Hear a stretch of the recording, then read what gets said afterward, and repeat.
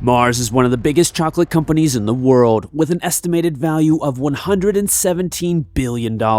And yet the Mars company was carried into the future by a man who suffered abandonment, arrest, and even banishment. He even had to battle the US government, threatening to steal his secrets. But how did this man who had to fight to achieve so much manage to make his entire family the second wealthiest in America? And what is the dark truth hiding behind the billions in chocolate? This is the insane true story of the man who turned this broken family company into an unstoppable empire. This is the incredible story of Forrest Mars.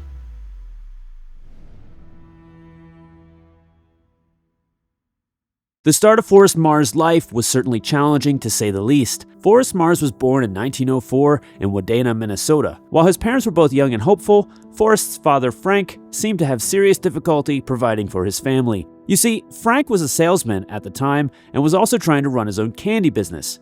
However, he was faced with devastating competition from giants like Hershey and other candy makers in the area. He was totally inexperienced, and his first business failed miserably. So he moved his family to Tacoma, Washington in hopes of trying again. In 1910, Forrest's young life was turned completely upside down when his mother, Ethel, believed the best thing for her and her son was to file for divorce with Frank on grounds of non-support, and she was awarded full custody of Forrest. Frank was ordered to pay $20 a month for his support, though he rarely made the payments. Forrest was just 6 years old at the time, and already his parents were split apart from his father's poor financial decisions. Then, to make matters even worse for Forrest, he was then sent away from his mother to live with his grandparents in North Battleford, Canada. Ethel did this with the best of intentions for Forrest, and he continued to have a good relationship with his mother, even though he was sent away.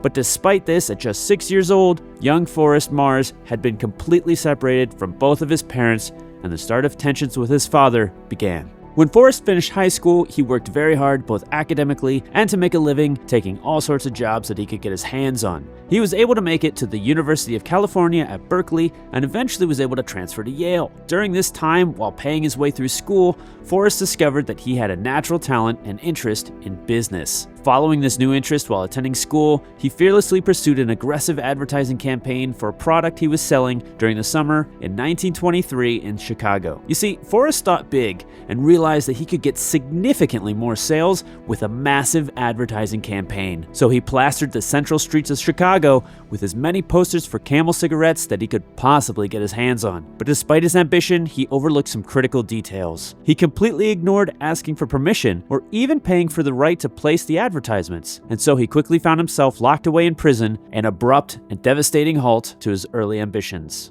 But this seemingly low point for Forrest had an even stranger twist, as the person who actually showed up to bail him out of prison was his own estranged father, Frank Mars. The man who had abandoned him when he was just a child returned to rescue his son from jail. And just as surprising, Frank was now a success. Shockingly, Frank Mars had managed to find some small success with his third attempt at running a candy business, and he finally achieved some financial stability with his company, Morrow Bar. But even though Forrest's father was perhaps attempting to right some wrongs, the tension between them was still simmering. Despite these tensions, Forrest saw an incredible opportunity with both business and perhaps an attempt to repair bonds with his father. So he immediately jumped at the chance to discuss the confectionery business and success that his father held. Frank was also interested in discussing the budding business with his only son as they entered a Walgreens store and looked over the candy department. It's at this point that one of Forrest's most brilliant ideas took shape, and he had the perfect opportunity to partner with his father to dramatically change the chocolate world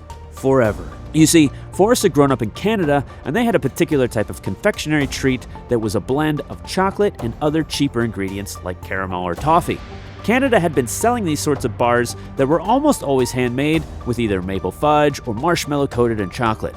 Meanwhile, the US Army had commissioned factories to produce these sorts of treats for the First World War because they kept the internal ingredients fresh and gave the troops a high burst of energy. Despite the run the Army commissioned, chocolate companies always seemed to be interested in selling solid chocolate bars, and no chocolate company was making chocolate-coated bars in massive factory quantities. And this is where Forrest saw an opportunity to strike. both leveraging his father's business and the opportunity to take the chocolate world by storm. He suggested that they should only focus on one mass-produced product, and it should be a bar coated in chocolate with malted milk in the center. Frank clearly liked the idea his son had, and after a bit of experimentation in his factory near Minneapolis, he came up with one of the most desirable and mouth-watering treats that the market had ever seen. Frank and Forrest Mars just changed the world forever. They invented the Milky Way.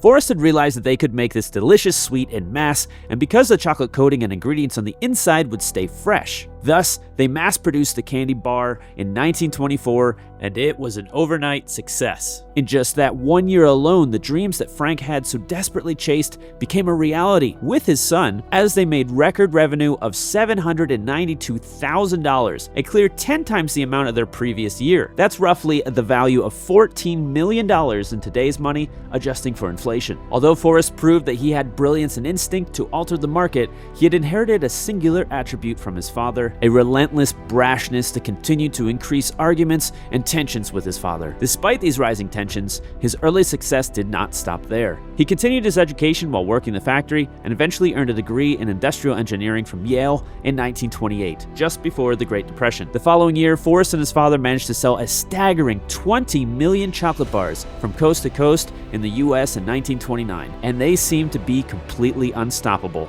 But then, disaster struck as the Great Depression hit. Business after business went under due to financial hardship, and their greatest competitor, Hershey, was able to survive by making their own sugar factory, and the father-son duo did not have the same luxury. Instead, they invented their way out of the crash by inventing one of their most iconic candy bars to date, named after the family horse. They invented the Snickers candy bar. This bar, paired with the Milky Way and their next invention, the Three Musketeers, helped them to survive the wave of financial devastation. They came out through the Depression with high profits to expand and a chocolate machine to satisfy the millions of hungry stomachs. But despite all this overwhelming success, Forrest would continue to argue with his father, with their deep tensions going all the way back to childhood, and Forrest's relentless persistence that he knew how to run things better than his father and demanding they expand internationally. Their relationship and partnership came to a crashing halt. Frank banished his son from his business, telling him that the company wasn't big enough for the both of them, and that he should go start his own business in another country. Forrest Mars had been cast out and exiled by his father once again.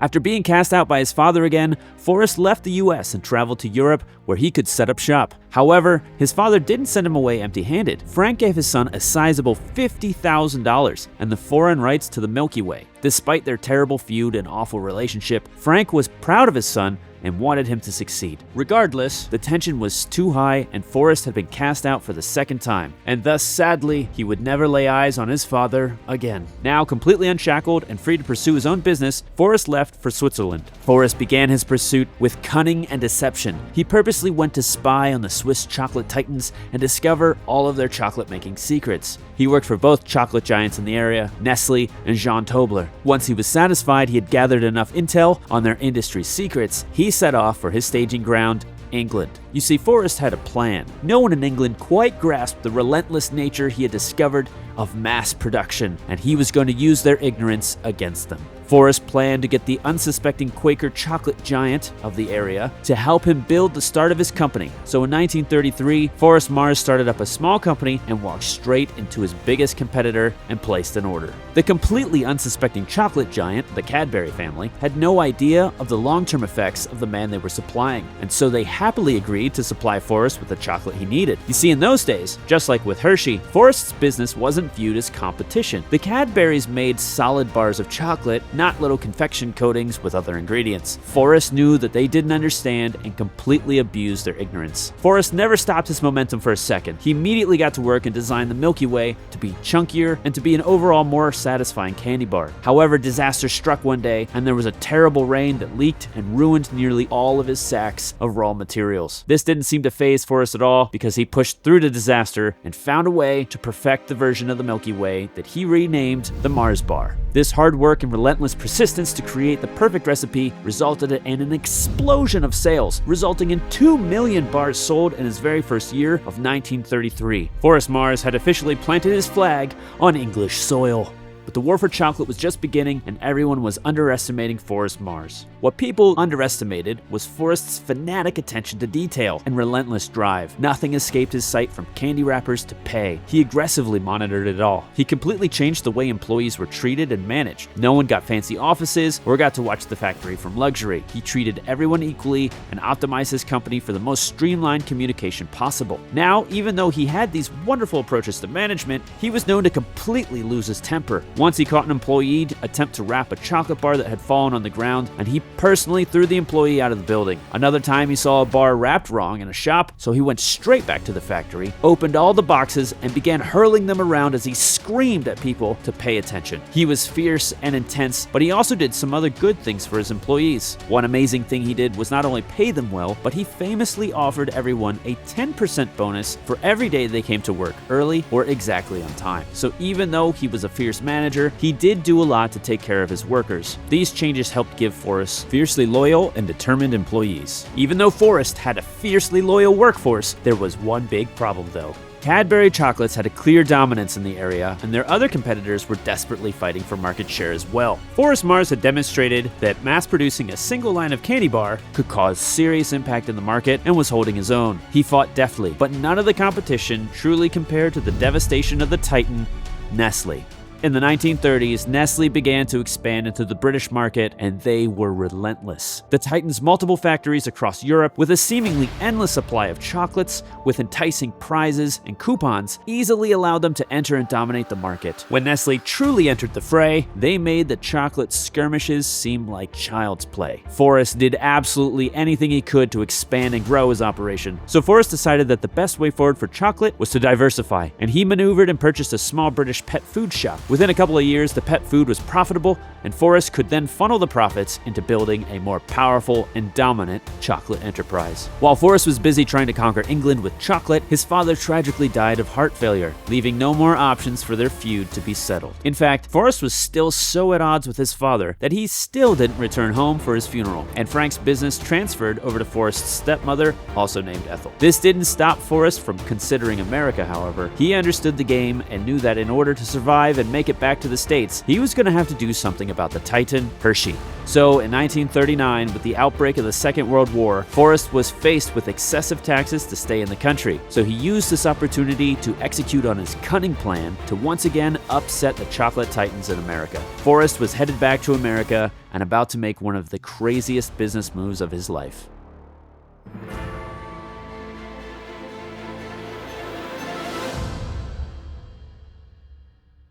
You would think that Forrest might go back to his father's company and try to negotiate a way to use their infrastructure to help give himself a boost with the business in America. But no, Forrest did the exact opposite. He went straight to his biggest competitor, Hershey. Forrest went to Hershey and demanded to see the president, William Murray. You see, Forrest designed a clever scheme to turn his competition into an asset. The crazy deal that he proposed was if Hershey would supply the chocolate he needed, then he would hire William Murray's own son as vice president of his new company. Now, this is a crazy plan. Not only did he put himself in the position of reliance on his competitor, but he also let them spy and even manage his entire operation. This deal was too good to pass up for William and Bruce, who both quickly agreed. Together, the two of them would produce a candy inspired by something Forrest had seen in his travels in Spain. They would call it Murray and Mars, or M&M for short. Thus, Forrest began his assault on America, not with the help of his estranged family, but with his fiercest competitor Hershey, and he would do it using M&Ms.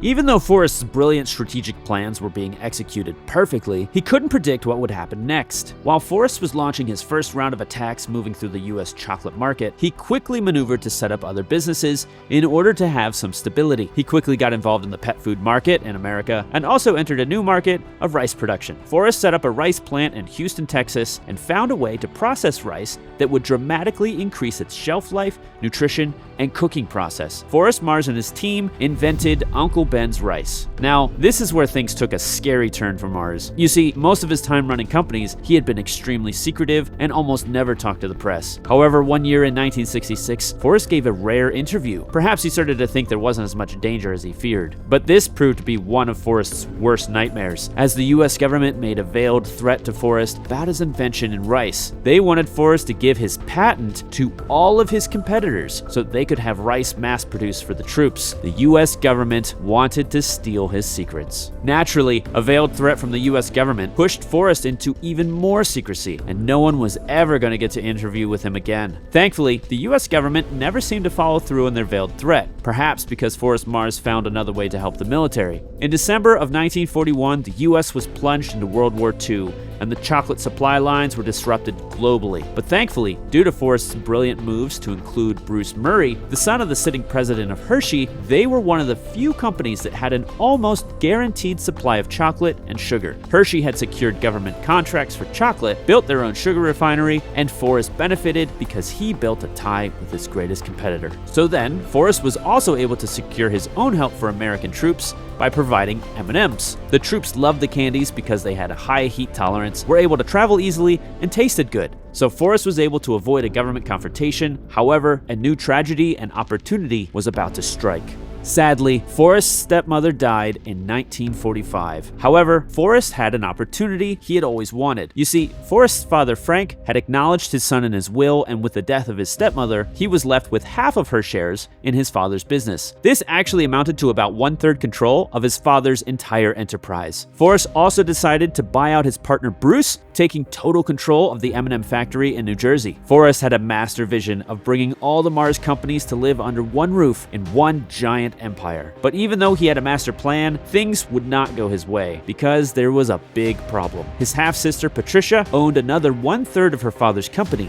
and she had her half-uncle running the venture. Unfortunately, they were not interested in having Forrest be involved in the company. Forrest tried desperately to convince Patricia to either give him her share or to let him run the company, promising incredible financial rewards. But her half-uncle convinced her she shouldn't trust a half-brother she's never known over family who have always been there and present in her life. Her half-uncle was using Forrest's exile and abandonment against him. To Forrest's dismay, Patricia agreed with her half-uncle and refused to sell or let Forrest control the company. But Forrest was used to adversity and being rejected, thus he didn't give up so easily. He was eventually able to convince them that with his share of the company, he should have control over 1/3 of the board of directors. Patricia and her half-uncle finally relented and allowed his men onto the board, where they aggressively challenged and put forward new ideas of management. At last, Forrest had some strategic influence in his father's company, even if it wasn't what he truly wanted. Now, while Forrest was working to influence his father's company, he didn't lose focus of the larger chocolate battlefield. He still had his companies in England, and he was preparing an assault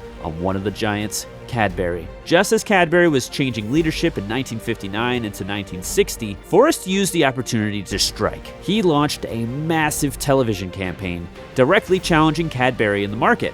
You see, Forrest wasn't just selling chocolate mixed with other ingredients anymore. Instead, he was launching, for the first time, his own chocolate bar, the Galaxy Bar. Cadbury was completely blindsided, and Forrest firmly captured a portion of the chocolate bar market. Back at Mars Inc., Patricia's third husband was installed as the head of the company, and over the next couple of years, sales steadily declined. Her half-uncle clearly saw the decline and sold all of his shares back to the company. This put Forrest and her each holding about 41% of the company apiece.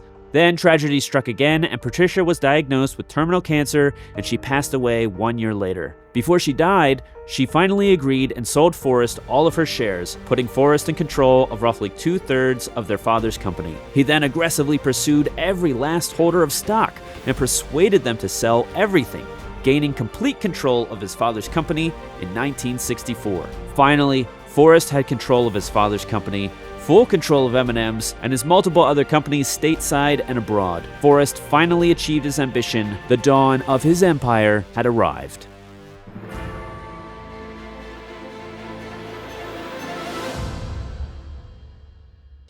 Forrest wasted no time. He called a meeting of the executives of his father's company and charged in. Immediately, everyone was struck with Forrest's intensity and ferocity. He had one goal: to instill his entire staff with the religious fervor that he had had for his own company. In fact, he told them that he was a religious man, and he dropped to his knees right there in the conference room. There, he said a prayer for the Milky Way and for Snickers. Whether honest or for show, everything Forrest did had a purpose. Forrest immediately began a huge overhaul of the company, like he had done with his others. No more dramatic separation between line workers and management. He even tore down walls to install windows so that everyone could communicate better. But he was just warming up. He now had his own supply line of chocolate for himself and ditched his reliance on Hershey completely. so that their most expensive ingredient could be fully controlled. This allowed him to increase the amount of chocolate they used across the board, enhancing all of their treats. Forrest had one goal: be the greatest chocolate behemoth in America. Forrest continued to grow and clashed ferociously with the European titan Nestle. Forrest continued his approach of building new businesses, but Nestle had a different strategy. It would just absorb them. Despite Nestle's unstoppable rise, Forrest literally gave them a run for their money. Back in America, Hershey started to become a bit more conservative in their expansion, and Forrest seized the opportunity. In the 1970s, Hershey tried to save expenses by reducing their advertising budget. So Forrest responded with a crusade in every single store, attacking the giant. Hershey just couldn't compete with the religious fervor of Forrest and his team, and just as Mars was about to pass Hershey, Forrest did the unthinkable. He stepped down. He handed the reins of his incredible behemoth to his two sons, whom he had never abandoned. His sons continued the fight given them by their loyal father, and within 1 year of them continuing the fight, they triumphantly dethroned Hershey as America's leading confectioner and chocolatier. The Mars empire that Forrest had built had finally won. Now, obviously, Forrest Mars wasn't perfect. Nobody is. He had massive temper issues, he was very difficult to work with, among other characteristics we may not even know about. But overall, it would appear that Forrest achieved some great good in the world, both in the working environment, providing for people, and perhaps in his own family life as well. He's a testament to overcoming abandonment and banishment, and showed that with his own sons by giving them the victory that he had worked so hard to achieve. But what is the true dark secret that lurks behind this chocolate company and many of the others? Well, it's probably a bit worse than you think. Right now, a massive portion of the world's chocolate comes from the Ivory Coast in Africa, where there are still child slaves being used to harvest the cocoa. A significant portion of the world's chocolate was built off the backs of children. However, back in the early days, it was basically impossible for anyone to know, being so far downstream of a massive supply chain. But now in the modern world, information travels much faster, and we're able to see things a little bit clearer. This may be perhaps one of the biggest scandals for the Mars company. In 2021, Mars was named alongside a list of other major chocolate companies in a lawsuit that alleged that they knowingly profited from the forced labor of children harvesting cocoa in the Ivory Coast. The lawsuit was eventually tossed out, and Mars has since condemned child labor and has committed to eradicating it from its supply by 2025. Unfortunately, many of the initiatives put forward by governments and other big chocolate companies arguably don't seem to be having that big of an impact on the forced child labor in the Ivory Coast. Time will tell, and hopefully this can get resolved. Now, aside from that major controversy, there's been another one brewing in the modern Western world. With the rise of companies promoting pride and trans ideas, many consumers appear to be dissatisfied and deciding that they've had enough, so they're targeting certain companies' pocketbooks. In 2023, there was a major backlash against Bud Light for featuring a trans spokesperson, costing them approximately $1 billion from the marketing backlash. Similarly, retail giant Target lost about $10 billion in 1 week from a similar promotion. Hershey has done something similar with their Her-She bar, and Mars has also gotten involved in the political game with their muted gray colored Pride Skittles and charged political language. This has drawn growing criticism from many different opponents across the Western world. Although the chocolate giant seems to have been able to avoid the same level of massive boycott upon entering the political fray, it has opened a pathway for competitors to attack and certainly has potentially devastating costs. Alternative companies who aren't even usually in the chocolate business, like the conservative Daily Wire, have launched their own line of chocolate, attacking in the political lane of the Hershey controversy, and they have arguably proved that the other major companies misstep by selling 500,000 bars in just a week. A monumental achievement, only possible due to companies taking positions in identity politics. One thing is clear, the chocolate wars are still being fought ferociously, and time will tell which strategy is best. But I suppose it's inevitable that all companies, no matter how large they get, will face some sort of controversy at some point. If you like stories like this, then I think you may be interested in the next one. I'll see you there. Cheers.